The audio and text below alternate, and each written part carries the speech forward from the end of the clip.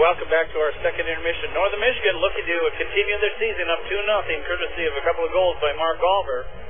This time it's my pleasure to welcome the coach of the Marquette Redmen, the state champions for 2008, second state champions in the last 4 years. Cats play a historical game, though, or the Redmen play a historical game last night down in Plymouth. An 8 overtime event that eventually was called a tie, a draw at 11:35 at night. The MHSAA said enough's enough, but both Orchard Lake and Redmen are declared champions. The big question is, Coach Papin, how many trophies are there? There'll be 2. There will be. We have the trophy right now. Oh, you brought it north. I have it in my possession. Okay. Yeah. The longest game in the history of high school hockey, at least to the best of my knowledge, I did a lot of research on it this afternoon, 109 minutes. Previously, I had it as 1955 when Minneapolis South defeated Thief River Falls 3-2 in a game that went 93 minutes. So you crushed that record. Yeah, at 109 minutes. Now, and we were still looking for more. The reason it was called just safety reasons, basically? I think so. There was a few kids that weren't even sweating, that were dehydrated. Yeah, and it was getting to the point where guys could barely skate. It was safety concerns, what the state. Did they come into the locker room and talk to you after the 8th overtime? They came in. They brought the administrators had already discussed it. Pretty much came up with what they were going to do, and they brought Brian Clanow and myself over, and pretty much said this is what's going to happen. Yeah, this is why we're not going to play on Monday. You cannot play on Sunday. They would have stopped it at 12 o'clock on the knock because you cannot play on Sunday. That is a rule, as you're well aware of, from being downstate before. We had to play a championship game on a Monday. And for us to stay there for 2 more days to play maybe 15-second shift is just ridiculous. So, there's pros and cons to it. Regardless of the controversy, and I've already made my feelings known, I just think it stinks. I think that we should have somehow finished up, whether we threw straws, flipped a coin, or did something. But irregardless, that would be tough. The neat thing, we'll yak about that for years and years and years, and these kids will remember that 20 years. Or go by shots on goal. Or whatever it took. Somehow, but you know what? That's not my point tonight. I just want to know what the experience was like to go 8 overtimes, play 109 minutes of hockey, and have near opportunities to go for and against. Yeah. How many times did your heart palpitate? Thousands of times, and it was more so that we had great scoring opportunities and almost put it away, and we thought we were going to put it away, and their goalie made some incredible saves. Johnny again was stellar. I think the goalie for Orchard Lake, St. Mary's, had a record number of saves per game too. So he had 58 saves, which is the new record. It's an incredible experience to go through that, especially in a state title game.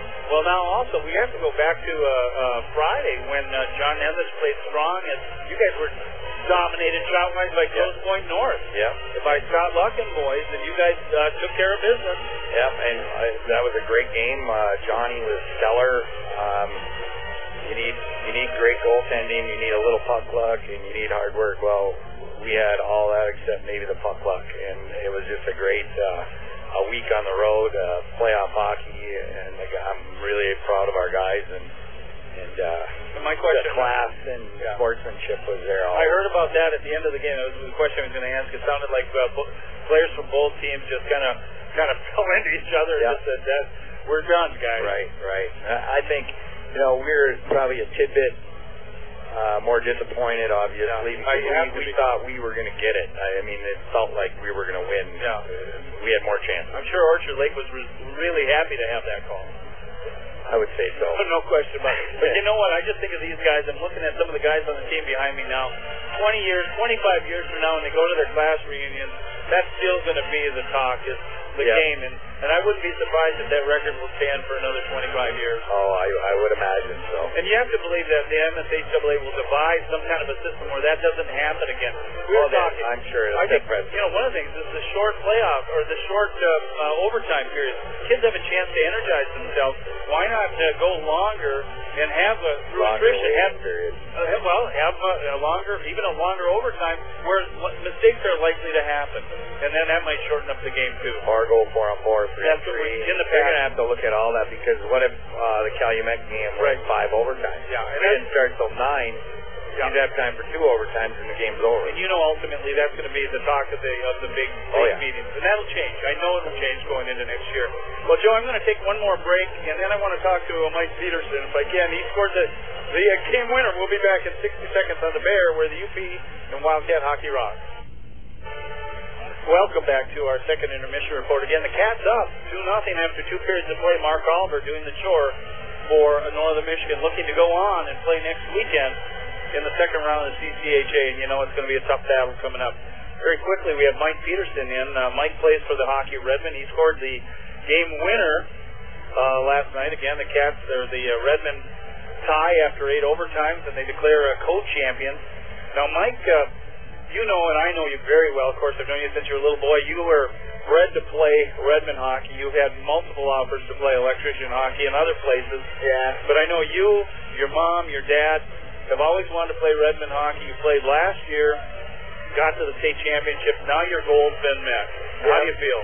It feels good. I mean, especially to get the goal in the game and stuff. I feel if we would have kept going, we would have beat them and stuff. Now, I want to get myself right. Are you junior? Yeah. Yeah, so you still got another crack at it. So do you look at it as another... Now you want to do it next year to make it clear and clean? Oh, yeah. Of course, you played Orchard Lake 2 years in a row. You know those guys pretty well. You played against those guys 2 years in a row. How did you react at the end of the game, and how did they react towards you? I don't know. They felt pretty good about it too, I guess. Hey, did you guys come out on the ice knowing the game was over, or did you not know? Yeah, our coaches and the administrators or whatever talked to us about it, and then the coaches came to the locker room, told us, and we just went out on the ice and shook hands, and it was pretty over. I want to know, right from your heart, what did you feel when they first said game tied? I was kind of disappointed because I really wanted to keep playing and win it out on their own. Okay. Well, Michael, congratulations. I'm glad you could come up here between periods, and now we got to cheer on the Cats because I'm selfish. I want to go over on a road trip next week, and I didn't get to go with you guys this year. Yeah. Very good. Thanks again, Michael. Good luck. Take care. Thanks. Okay, we'll take our last break and come back with third period action on the Bear where the UP rocks.